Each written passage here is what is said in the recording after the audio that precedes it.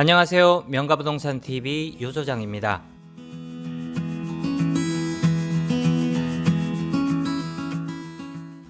간혹 건물이 접한 토지가 여러 필지로 나뉘어진 경우를 보게 됩니다.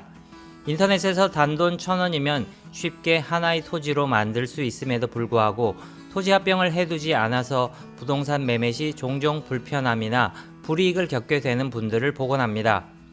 예를 들어 다음과 같이 건물이 위치한 토지의 경우 한 필지가 아닌 세 필지로 나뉘어져 있는 것을 볼 수가 있는데요.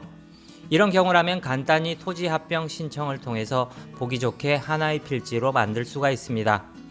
물론 토지 합병에는 기본적인 요건이 있습니다. 대상 토지로는 주택법에 의한 공동주택 부지, 연접하여 있으나 구획 내 2필지 이상으로 등록된 토지 등이 있습니다. 단 아무 토지나 합병을 할 수는 없습니다.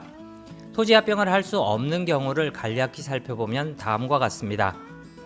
합병하려는 토지의 지번부여 지역, 지목, 소유자, 축적, 소유자의 공유지분, 주소가 다른 경우, 소유권, 지상권, 전세권 또는 임차권, 승역지에 대한 지역권, 합병하려는 토지 전부에 대한 등기 원인 및 그 연월일과 접수번호가 같은 저당권의 등기 외의 등기가 있는 경우, 합병하려는 각 필지의 집안이 연속되지 아니한 경우, 합병하려는 토지가 등기된 토지와 등기되지 아니한 토지인 경우, 합병하려는 각 필지의 지목은 같으나 일부 토지의 용도가 다르게 되어 법 제79조 2항에 따른 분할 대상 토지인 경우, 단 합병 신청과 동시에 토지의 용도에 따라 분할 신청을 하는 경우는 제외, 토지 개발 사업을 시행하고 있는 지역의 토지와 그 지역 밖의 토지인 경우 등.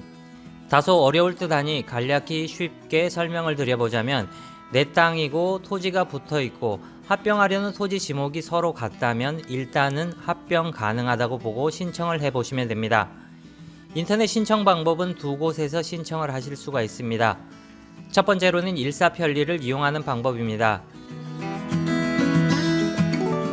일사편리에서는 토지 합병 가능 여부를 미리 사전 체크해 주기 때문에 개인적으로는 일사편리가 더 편하다는 생각입니다. 방법은 다음과 같습니다. 첫 번째로 일사편리에 접속하여 토지 이동 민원을 선택을 합니다. 두 번째로 토지 이동 합병 신청 메뉴를 클릭합니다. 세 번째로 개인정보를 입력하고 공인인증서로 로그인을 합니다. 네 번째로 신청서에 정보를 입력합니다. 참고로 이동 전 토지 지번에는 합병할 토지 지번 하나를 입력을 합니다.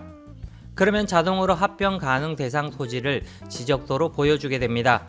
만약 합병할 토지가 없다면 다음과 같이 합병 가능한 지번이 없다는 메시지가 출력이 됩니다.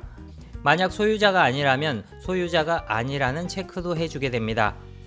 이동 후 부분에는 합병하려는 필지의 지번 중 빠른 지번을 입력해주면 되고, 토지 지목과 합병했을 때 총 면적을 기입하면 됩니다. 두 번째 방법으로는 정부24 홈페이지에서 토지 합병을 검색하여 신청하는 방법입니다.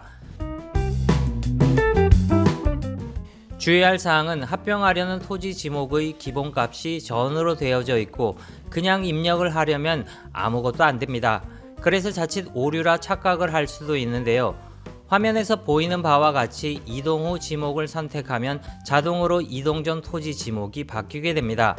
정부24 또는 일사편리를 이용하여 개인 취향에 맞게 사용하시기 바랍니다. 지금까지 명가부동산TV 유소장이었습니다. 조금이라도 도움이 되셨다면 좋아요와 구독 꼭 눌러주시기 바랍니다. 감사합니다.